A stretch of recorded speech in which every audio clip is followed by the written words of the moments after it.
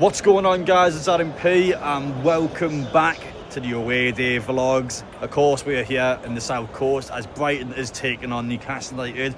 Believe it or not, this is the only stadium in the Premier League we have never ever won at. We've never got a result here in the Premier League. Our last win, of course, was the 2-1 all the way back in the Championship. In fact, against Brighton at St James's Park included, one win. We've only beaten once in Premier League history. It is a proper bogey team, and Brighton, to be fair to them, despite not starting the season well in their point of view, their quality say once they win a couple of games, they'll get it together. They're always a team, especially the infrastructure behind them. They always find good players. Just look at the sales they've made throughout history and just look at the players they've got now. They always find quality and they get it together. This is not an easy game. You look at this game on paper where you're seeing Newcastle should win, but where's the wins? Because we'd never win at this stadium, so you can't say it's an easy game.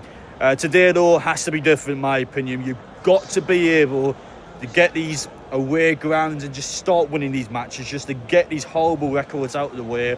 Focus ahead, look ahead to the Champions League. Of course, we've got Benfica on Tuesday, our next match at St James's Park. Make sure, if you guys are new around here, get down there, hit that subscribe button so you don't miss out on the upcoming content.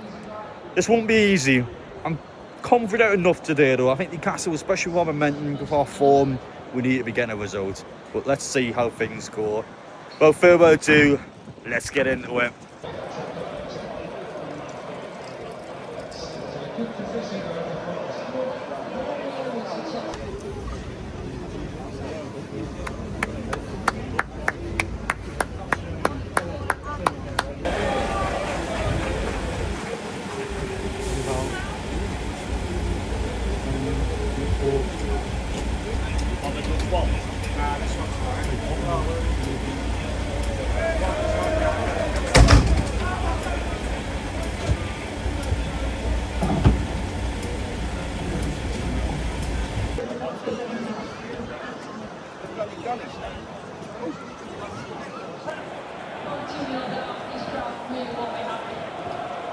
Do have to admit, this fan zone probably the best I've seen. Away ground, away fans are allowed to go in there as well. It is rammed at the minute, and if anyone's ever been to Brighton away as well, the ground location wise, I'll probably argue is just not ideal for supporters in the trains. It's just a bit of a nightmare getting back. That fan zone is class. Before the game, watch the matches. After the game, watch the matches. It's going to be fairly chill for me today.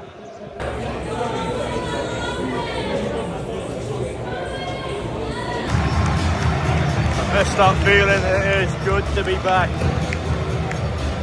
Quite a showing given Newcastle before the game. Top class from Brighton, by the way. I was pleased when I walked inside the away end and you've seen all the bits of wallpaper welcoming Newcastle fans to the stadium. Body.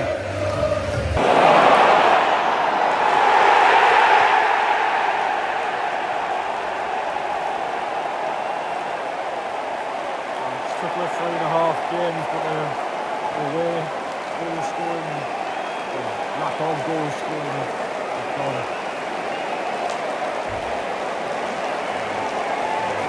Welbeck as well.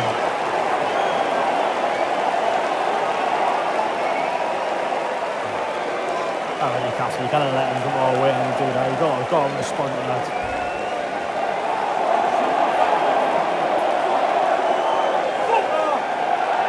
Our players can't take that from him, we've got to give it.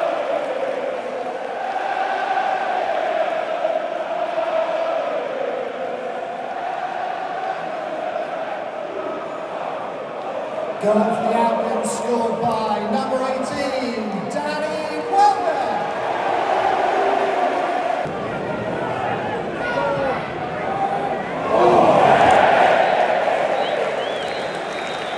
That's Watermark, his first and only chance so far this game. There we are at half time. Brighton 1, Newcastle 0. You can't play like that and expect to win games. It's just second best. I think it's a reserve scoreline. I think Brighton just have created a lot more than Newcastle. Like halfway into the game, a top draw save to get out of the bottom corner. Brighton kept applying the pressure, and eventually you got to break through Over the middle, Hoffman and Shaw, Danny Welbeck triple with the goalkeeper. Why Danny Welbeck is giving Newcastle fans a large one, I don't know. You asked something for about one season or something. I don't know why he's disliked Newcastle so much, but fair enough, Brighton, they were the better team. 1-0 half time. Newcastle need to respond to that. We went 700 miles today. We are in the literal south coast of this country.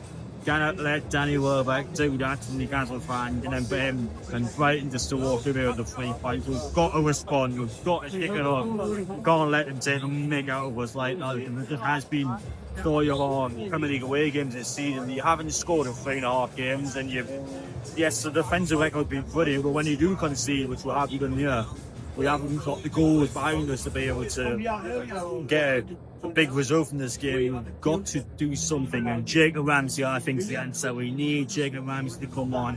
He's going to be attacking threat, he's something that's new in our team. Let's give it a go, let's see how it goes, and let's just get a result from this game because it's just not been a good first half.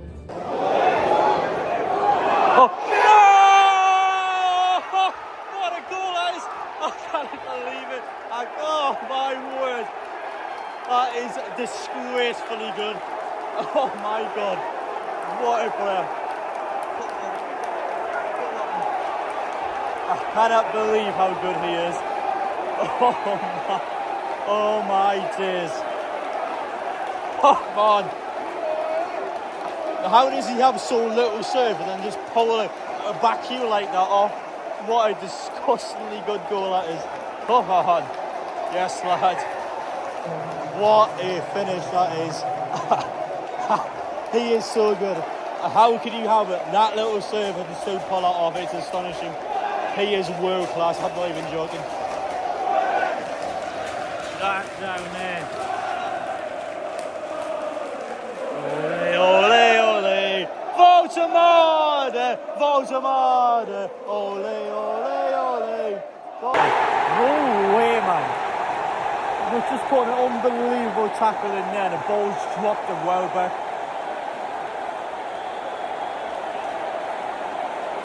I tell you what, I'm not saying Brighton didn't deserve the score, but the timing that's horrific. It's just...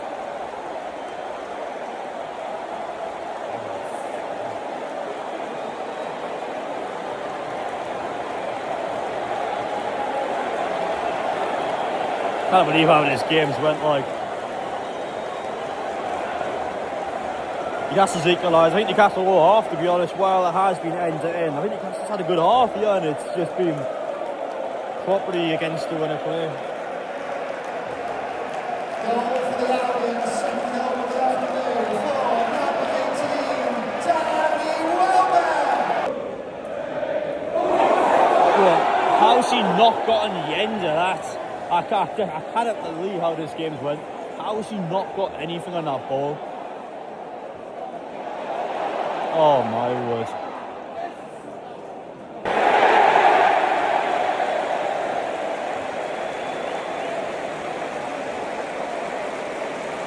Full time, Brighton 2, Newcastle United 1. What a frustrating season this has been so far for Newcastle. Yet again, we have lost late on. All our losses this season have came in the dying minutes, and that was a match there where it's been the story of the season. Nick Waltermore has just pulled Newcastle out of a mess, and then this time it wasn't enough. Now, let's be honest, let's go through the facts first and let's talk about the opposition team. Brighton by far were a better team in the first half. That's a fact. They just were better than Newcastle. We were horrendous in the first half.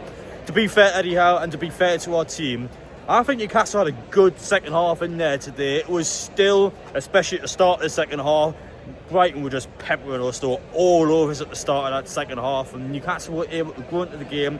The subs came out at the right time and put in a real shift there and got a deserved equaliser, and then quite a cruel but perhaps a deserved manner where Newcastle just went on to lose the game.